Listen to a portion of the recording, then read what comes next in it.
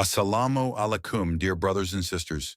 Imagine for a moment a child, no older than 5, clutching a torn doll amidst the rubble of what was once her home. Her tiny hands tremble, her eyes hollow with fear, searching for a mother who may never return. Imagine a pregnant woman, her body frail from hunger, screaming in agony as bombs fall around her, with no hospital left to deliver her baby. This is not a scene from a dystopian film. This is Gaza, April 7th, 2025. A living nightmare where Palestinian children and women endure unimaginable cruelty at the hands of Israel's relentless military campaign. Today, I ask you to bear witness to their pain, to feel the weight of their tears, and to confront a truth too often ignored: the systematic destruction of the innocent. The story of Gaza's suffering didn't begin yesterday. It's a wound reopened time and again since October 7th, 2023, when Hamas attacked Israel, killing 1,200 and taking 251 hostages. Israel's response was swift and merciless, an all-out war that has now claimed over 50,000 Palestinian lives, according to Gaza's health ministry. But numbers alone don't tell the story. More than half of those killed are women and children, mothers, daughters, sisters, and sons. Entire families wiped out in seconds by airstrikes that level homes, schools, and hospitals. For a fleeting moment, hope flickered with a ceasefire on January 19th, 2025, when hostages were swapped and aid trickled in. But that hope was crushed in March when Israel resumed its assault, alleging unmet demands. Since then, the cruelty has escalated to a level that defies comprehension, targeting the most defenseless among us. The children's plight. Let's take a look on the children. Gaza's heartbeat, its future, now reduced to statistics of slaughter. Over 1,000 children have been killed or injured in just the past week, their small bodies torn apart by bombs or left to bleed out under rubble. Picture this: a 7-year-old boy, his legs shattered by shrapnel, crying for his mother as medics scramble in a hospital with no electricity, no medicine, no hope. UNICEF reported that on March 18th alone, 180 children died, one of the deadliest days for Gaza's youth in over a year.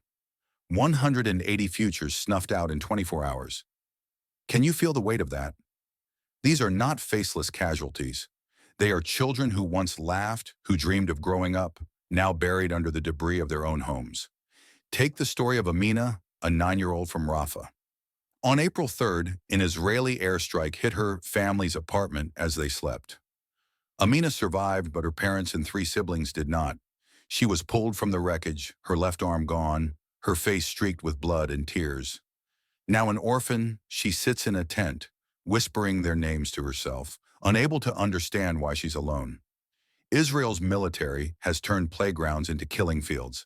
In Jabalia, shelling claimed 4 lives, including a child whose body arrived at Al-Aqsa Martyrs Hospital, wrapped in a blood-soaked sheet. In Gaza City, 6 people, 3 of them children, were killed outside a bakery, killed while waiting for a scrap of bread in a land where food has been blocked for over a month. Starvation is a weapon here, wielded with cold precision. The World Food Program warns of severe malnutrition, with children under 5 wasting away, their tiny frames too weak to fight. Imagine a mother watching her baby's eyes dim, knowing she has nothing to give, not a drop of milk, not a crumb, because Israel has cut off all aid. This is not war. This is annihilation. The suffering of women. Now turn your eyes to the women, the mothers, the sisters, the backbone of Gaza's resilience. They are not spared. Over 9,500 women have been killed since this war began, and thousands more injured, their bodies bearing the scars of a conflict they didn't choose. On April 6th, an Israeli strike in Khan Yunis killed journalist Islam Mekdad, her son, and 5 family members, 5 women and children among them. Their home became their tomb, a twisted pile of concrete and grief. At their funeral, mourners wept over 15 bodies, including 5 women and 5 children, killed in 2 strikes that night. This is not an isolated tragedy, it's a pattern. Consider Hind Qudri, a 29-year-old Palestinian journalist who has risked her life to show the world Gaza's pain.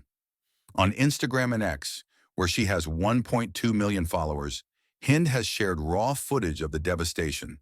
Children's bodies pulled from rubble, mothers wailing over lost sons. In one post from late March 2025, she filmed herself walking through the ruins of northern Gaza after Israel's renewed offensive, her voice breaking as she described a mother searching for her child's remains amidst the debris. "I am exhausted and drained," she wrote recently, admitting the trauma of witnessing such horrors daily. Hind has seen hospitals bombed, families starved, and her own city reduced to ash, all while Israel blocks aid and targets civilians. Pregnant women, she reports, face a special kind of hell. 50,000 are at risk, giving birth in tents or on blood-stained floors with no pain relief, no clean water, no safety. The UN reports 183 women delivered daily in these conditions, their screams drowned out by the roar of jets overhead. Miscarriages have surged by 300%, a silent epidemic of loss caused by stress, starvation, and the destruction of every maternity ward in Gaza. Imagine carrying life inside you, only to watch it slip away because bombs have shattered the only hospital left. Israel's blockade has ensured no medical supplies reach these mothers, no fuel to power incubators for their newborns. Hundreds of babies have died, their first breaths stolen by a war that knows no mercy. The humanitarian collapse. This cruelty isn't just in the bombs, it's in the silence that follows. For over a month, Israel has blocked all humanitarian aid. No food, no fuel, no medicine. The UN calls it a desperate situation, with stocks dwindling and prices soaring beyond reach. Families flee with nothing, 124,000 displaced in days, carrying their lives in tattered bags, only to find nowhere safe. Two-thirds of Gaza is a no-go zone, restricted by Israeli orders, leaving 90% of its 2.2 million people uprooted, many multiple times. Homes are gone, 60% of buildings destroyed, 90% of housing units reduced to dust. Hospitals, once sanctuaries, are now targets. At Al-Shifa Hospital, once Gaza's largest, doctors recount pulling a 3-year-old girl from the wreckage of an airstrike, her chest crushed, her mother begging for a miracle that never came. The healthcare system is a ghost of itself, overwhelmed by the wounded, the starving, the hopeless. Clean water is a memory, sanitation a dream. Disease stalks these broken streets, preying on the weak. Women wash blood from their children's clothes in muddy puddles. Children drink from contaminated streams, their bellies swelling with hunger and sickness. This is not collateral damage. This is a calculated erasure of a people with women and children as its primary victims. International silence and reaction. And where is the world in all this? The United Nations has condemned the violence, its officials weeping as they describe hell on earth. The International Criminal Court issued arrest warrants in November 2024 for Israeli leaders, accusing them of war crimes, yet the bombs keep falling. The United States, under President Trump, has proposed resettling Gazans elsewhere, a plan critics call ethnic cleansing in disguise, while vetoing ceasefire resolutions at the UN. Protests erupt globally, from London to Jakarta, with millions demanding an end to this horror. But the machinery of war grinds on. Human rights groups plead for accountability, documenting each child's death, each mother's loss. Yet Israel presses forward, claiming security while sowing devastation. The silence of the powerful is deafening, a betrayal of every woman and child crying out in Gaza. As I speak, a child in Gaza takes her last breath. A mother mourns a future that will never come. Israel's actions, bombing homes, starving families, crushing hope, are not defense. They are atrocities carried out with impunity while the world watches. We cannot turn away. We must demand a permanent ceasefire, the release of all hostages, and the floodgates of aid open wide. We must protect these innocents, amplify their voices, like Heinz, who risked everything to tell their truth, and hold those responsible accountable, whether in Tel Aviv, Washington, or the halls of the UN. For every child lost, like Amina, for every woman broken, like those Hind documents, we owe them our outrage, our tears, and our action. Stand with them, speak for them, fight for them, Their lives, their stories, their pain must not be erased. Let their suffering ignite a fire in us all, a fire for justice, for humanity, for an end to this cruelty. And now let us raise our hands and hearts in dua for the people of Palestine.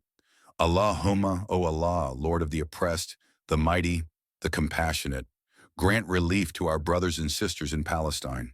Protect the children from harm, wrap the mothers in your mercy, and heal the wounds of the innocent. O Allah, lift this oppression, end this tyranny, and bring peace to their land. Provide them food where there is hunger, shelter where there is ruin, and strength where there is despair. Make their hearts steadfast, forgive their shortcomings, and accept their martyrs in your highest paradise. O Allah, you are the all-hearing, the all-seeing. Do not abandon them in their hour of need. Amen.